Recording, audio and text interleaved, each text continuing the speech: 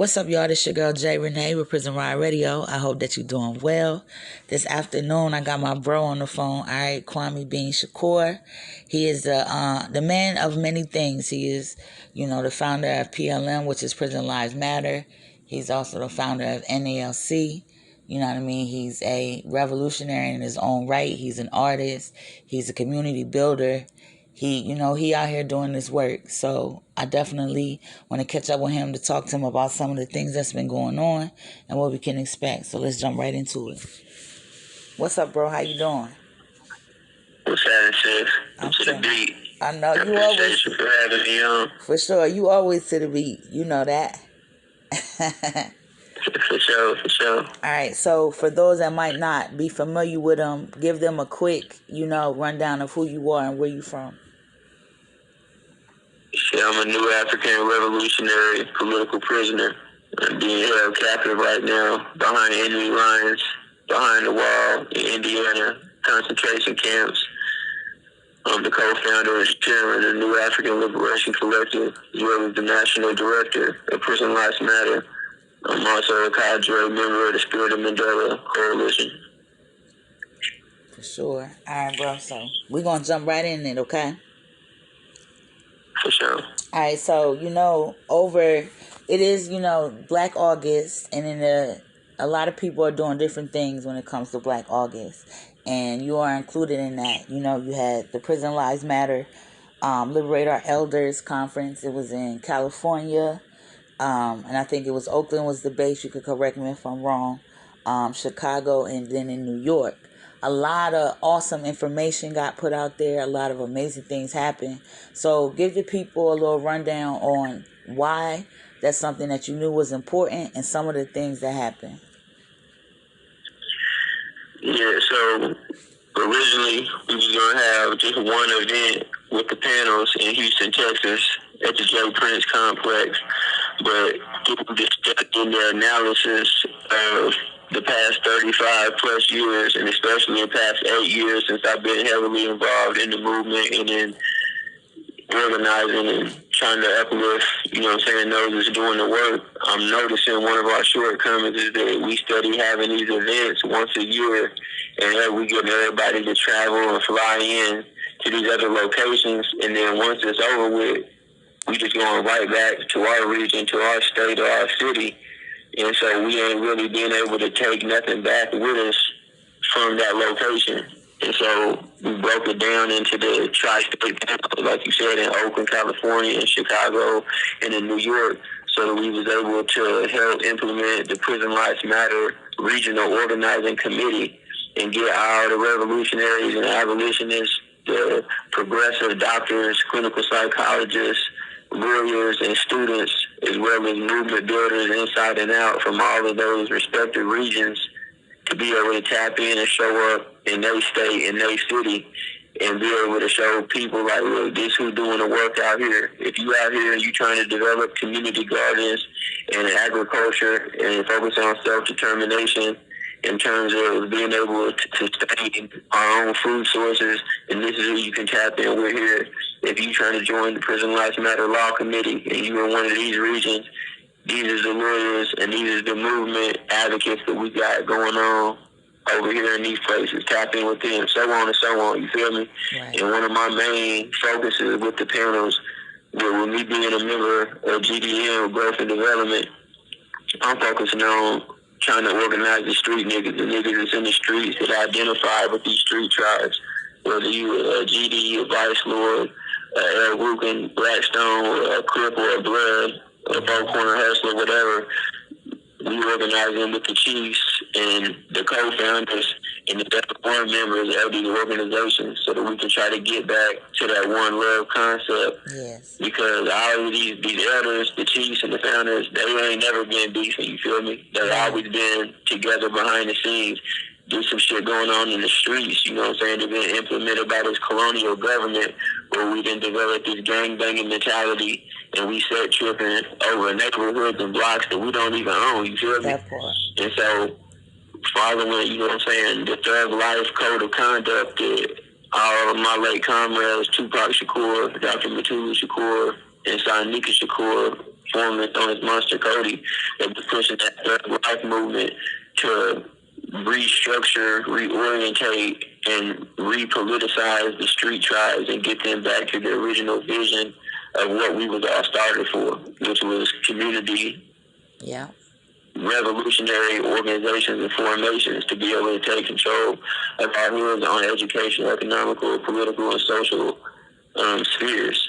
And so that was the main focus, especially in Chicago with the panels. Mm-hmm. And everything went off good. And now it's about how do we move that forward? How do we organize tangible programs in each region, in each state where we got people at? You know what I'm saying? Yeah, I do. I agree with you 100% too. You know, a lot of the things that you touched on, I actually was just having this conversation with somebody a couple days ago. And it's important to have these conversations, but it's also important for the action. So like you said, you know, brainstorming and coming together and figuring out how to put the plan together is the base of it, but the work actually needs to be done as well. So the fact that you spread it out like that, I think is ingenious because you touch in more than one area and are able to do that. Because I always say it's like so many things going on in so many places, and it's like the unity of them all. Even if you have these separate entities under one umbrella, it'd be stronger than everybody just trying to run around and do stuff. You know what I mean?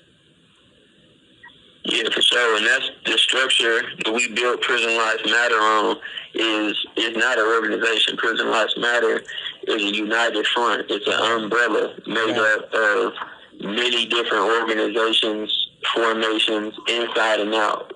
And we built that blueprint that we got from Brother Jalil Muntaqim in his book, We Are On Liberators.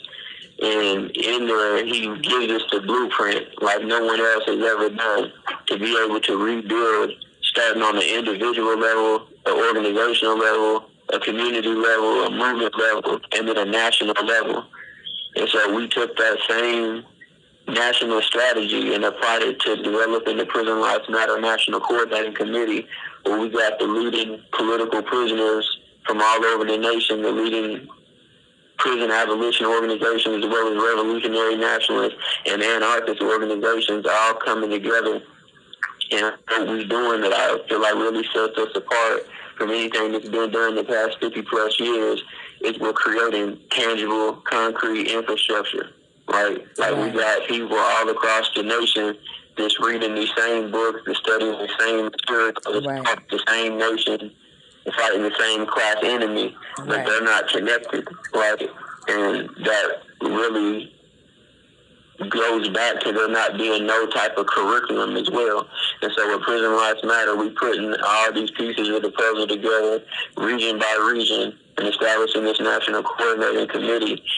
And we know that there's somebody in every single state just doing revolutionary nationalist work. We know that there's somebody in every single state that's doing prison abolition work. Right. And so same thing inside. There's political prisoners and politicized individuals, and every camp is organizing, developing political education, prison life is connecting up and down. Through the National Coordinating Committee and the Regional Organizing Committee, we're finding wherever we got people at, making sure that they're in tune with the lawyers, the doctors, and the people inside the prison that's doing that same work.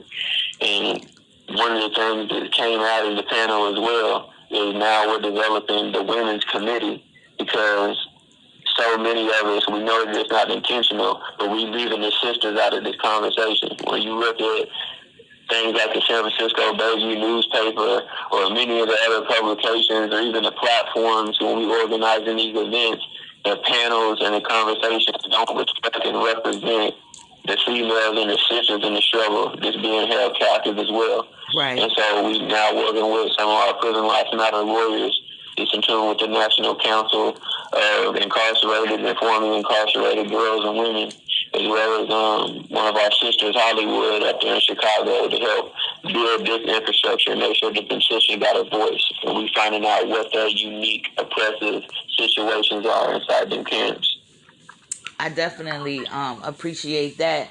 You know, you can understand why, you know what I mean? And you got my support with that 110%. And I got some connections to make sure I connect you with.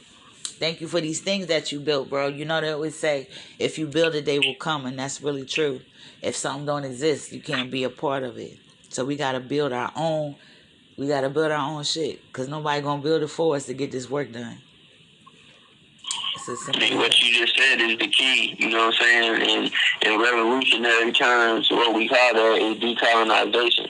We got to build our own, because right now, that's the main apparatus that they use to keep us passive, complacent, and subordinate. Mm-hmm. You know what I'm saying? Colonization, which in short is they having us depend on them for our educational, economical, political, social, cultural, agricultural, you know what I'm saying, housing, all these things. We don't own shit. We're not in control of our own destiny, of our own affairs. We got no self-determination in any of these levels outside the work that's being done by revolutionaries around this empire.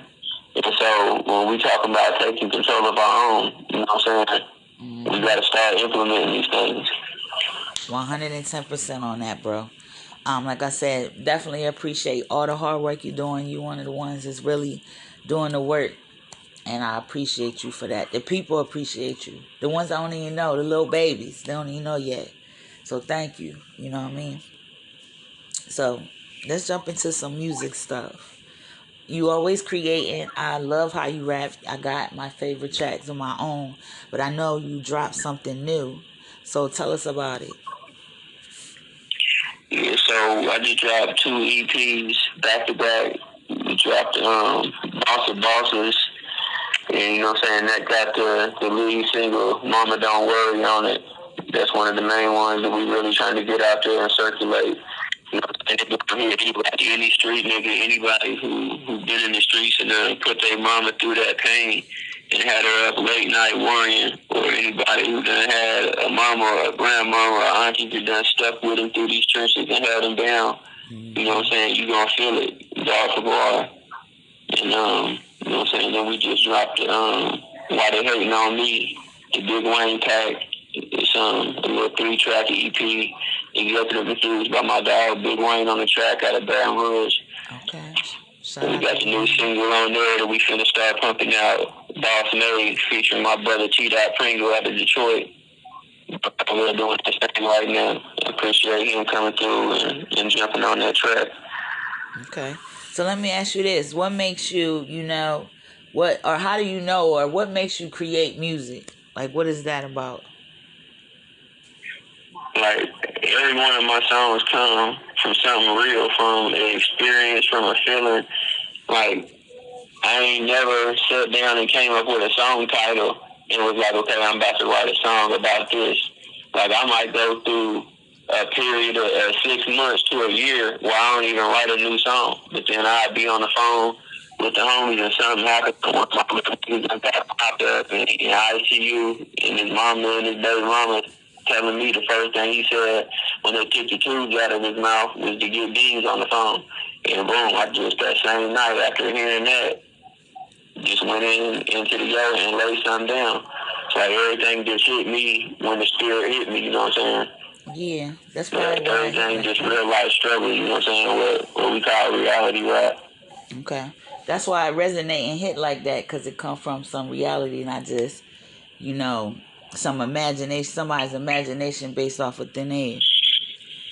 I don't know how to do that. Like, they came to me right now and told me they would give me $1 million deal if I could make a song about popping bottles in the club and having a bust down paddock on my wrist and driving a foreign. Right. I wouldn't be able to do it. You know what I'm saying? I literally can't do it. I got it. You right from the heart. I ain't mad at that. Yeah. All right, so I know that Terre Haute is very close to you. That's where you're originally from, correct? Yeah, for sure. All right, and I know you do, besides the stuff that you're doing from, coast to coast and things like that, you do a lot of stuff that's focused in Terre Haute. So tell the people about that. I know that you have a building that is going in the works, but you've done a lot more than that. But tell us what's going on up there. Yeah, so, you know what I'm saying, that's my hometown, that's where I'm from. And so, regardless of what's going on around the country in terms of organizing and uplifting the nation and community building, you know what I'm saying, this is where my nieces and nephews is at, this is where my little cousins is at, this is where my homies' kids is at. and the next generation of my family is right there. And so, just like with the music, they say you got to get your city behind you and get your backyard behind you, you know what I'm saying, before you can take it anywhere else. And so that's what I've really been on, you know what I'm saying, the last 4 years. And we don't got shit in Terre Haute.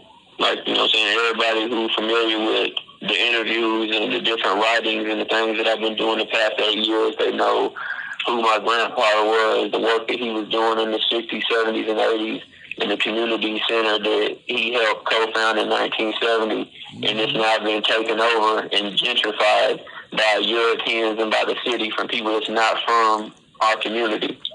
Outrageous. My hood called the Booker T. Washington community. So it's the Booker T. Washington Community Center, and it's been taken over. And for years, we started trying to have events there. My aunties and them trying to use the stage to have choir practice. All these things are steadily being denied by a European gentrifier from outside of our community.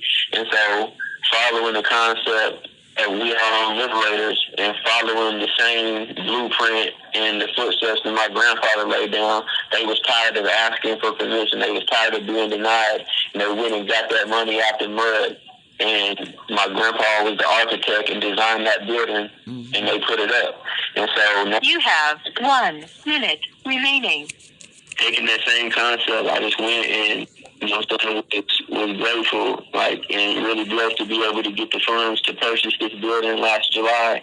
And now we've been in the renovation and remodeling stage. And the building is called the People's Program for Decolonization. And not only is it for Terre Haute, but it's a national infrastructure for comrades and cadre and lawyers and students to be able to come from around the country once we got this thing up and be able to get the hands-on training and tools and experience to be able to stay here, post up for a week or two and go back to their city. Right. And now have the science. What stage and progression is the building at now? All right, so when we got the building, you know what I'm saying, it was in a state of disrepair. Like, I remember the building, it's right in my hood, you feel me? So I remember the building when I was growing up. And from the 40s and 50s, it was a black-owned grocery store, one of the only black-owned food markets in the whole Booker T. Washington community. Wow. And then when I was coming up, it was also a black-owned corner store. And so we just been in the remodeling and renovation stage for the past year, raising funds on a grassroots level and from different political prisoners and politicized individuals inside have been donating. So we just been restructuring it and getting the rooms together. And, you know what I'm saying, we got the classroom for political education and the podcast room. It's all the way together. Now we're building the game room and the playroom for the kids and then getting the main area together. And, yeah, everything coming together. But like I said, we just need that help from the people and to try to further this thing so we can get this off the ground. For sure. I heard you say something about a podcast room. So what kind of stuff are y'all going to be having available for people there? Like I said, the name of the building is the People's Program for Decolonization. So we got 10 decolonization programs in Frovenon, the Front for the Liberation of the New African Nation. And we primarily adopted 5 of those for our building in Terre Haute that we feel is realistically applicable to the New African community there in Terre Haute. And that's the National Alliance of New African Students, the New African Independence Academy, the New African Food Co-op, the New African Child Care Program, and the POW Assistance Program. And so we're going to be focusing on, you know what I'm saying, having students all the way from 3 to 4 years old in there getting the education and getting the culture, understanding like the identity and the culture of where we come from and who we are before they even get into the Eurocentric public school system and get indoctrinated and brainwashed and whitewashed by this, you know what I'm saying, program of how to think, what to think versus how to think, you know what I'm saying? Right. And so then we're going to have the National Alliance of New African Students program that focuses on getting students from middle school to high school and college in and helping to develop a curriculum with them of how to study and how to dissect this material And so that's also going to be followed up with the new African Child Care Program, where we're going to be having affordable child care throughout the day. Because we know from all over the country, people paying, $1,000 to $1,200 a month for 2 kids to be able to go and be looked after while they go and make a living. Right. You know what I'm saying? That's crazy. That's ridiculous. So we're trying to counter that and give that space for people to be able to actually afford to have their kids somewhere while they out securing a living to put food in the house and a roof over their head. And then we're going to have the after school programs to be able to keep these kids off the street while their moms are still at work and their dad is, at work or wherever they at. Right. And then at the same time having the free breakfast programs on the weekend. And then we're going to have the new African Food Co-op, which is, having workshops and giving people the skills and the education on how to develop agricultural independence. And that starts with having community gardens or gardens in our own backyard, because that's something that we ain't been taught or trained to do for generations. Right. Like when you and I was coming up, our grandparents, all the OGs, all the elders in the hood had gardens in their backyard. Yeah. Because they come from a time and a place where you have to grow your own food to be able to eat. Yeah, I was lucky enough and blessed enough to learn that stuff. You know what I mean? And it is. People not teaching that no more. Nobody got gardens like that.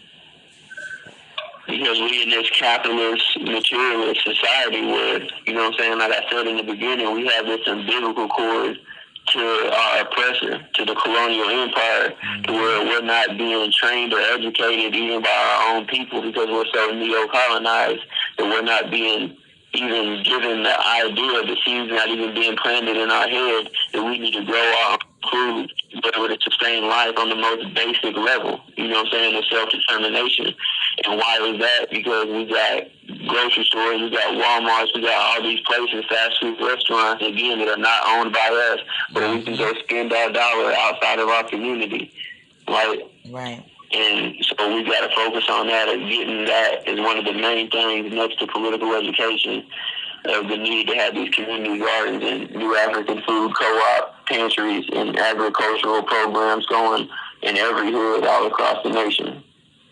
I'm with you. And so we're also, you asked about the podcast. We had a podcast in there. We got something that, is an outlet that's needed for our people to be able to give all these shorties and brothers and sisters that's wanting to do something, that got something to say, but don't have the funds to have the equipment or the space to be able to create a podcast or some type of virtual program in the show. So we're going to create this virtual studio, and that's going to lead to something that you and I have been talking about for years, of creating our own media and our own news propaganda. Yep.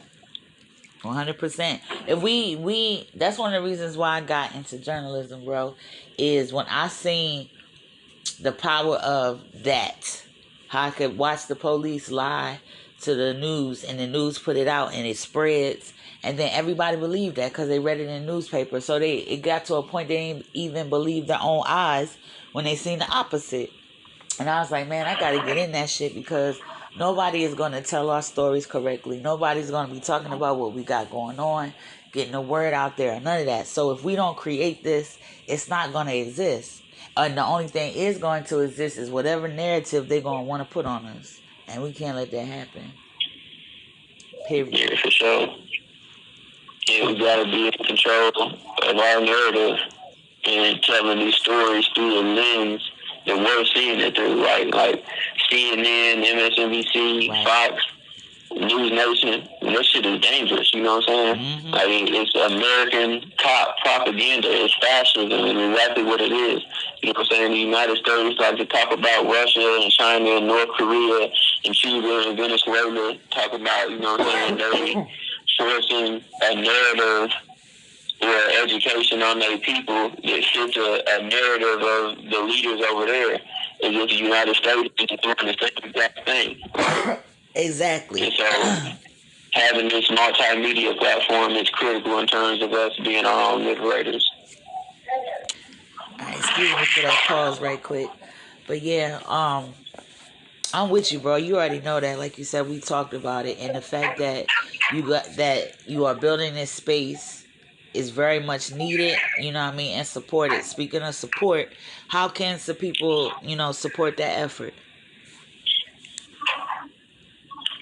Yeah, again, like we know that the grants and this funding that's out there, hundreds of millions of dollars is being given away for the exact same things that we're doing, but we're not going to get it. We're not going to be recipients of that funding. You know what I'm saying? You look at Black Lives Matter and all the tens of millions and hundreds of millions of dollars that they got, it was misappropriated and misused. You feel me? Like, we're not going to be able to get no funding because we don't fit the narrative. We're not towing the line that the oppressor has laid down the way that Black Lives Matter was doing. So all of our funding, like I said, has come from out the mud, you feel me, from a grassroots level and from personal donations from comrades and allies and warriors around the country just rocking with us and believing the vision of what's being put down by myself and others that's involved with this initiative. And so people can donate money, you know what I'm saying, to the Cash App, to Social Development 74. That's Social Development, and the number is 74. And that's the Cash App for our nonprofit, the Social and Cultural Development Fund. And with that being said, we do have nonprofit status. So if people want to donate funds another way or a larger amount, they can email us at prisonlivesmatter@protonmail.com or at my personal email, kwame.shakur@yahoo.com. Okay, for sure. Now tell people how they can follow Prison Lives Matter, how they can follow you, you know what I mean, and find out what's going on, because I know your peoples hold you down. Yeah, for sure. You can visit the NALC website is newafricanliberation.org. That's African with a K, not a C. And supportprisonlives.org is the Prison Lives Matter website.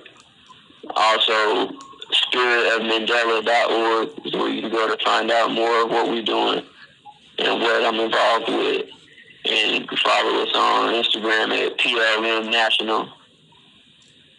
And for my music, you know what I'm saying, I'm on all major streaming platforms, Spotify, Pandora, Apple, iTunes, Amazon, all that, by typing in Kwame being Shakur. For sure. Y'all definitely got to make sure y'all check out all of those web pages. You're going to be highly impressed. If you already been following him, you already know. Make sure that you share and get the word out.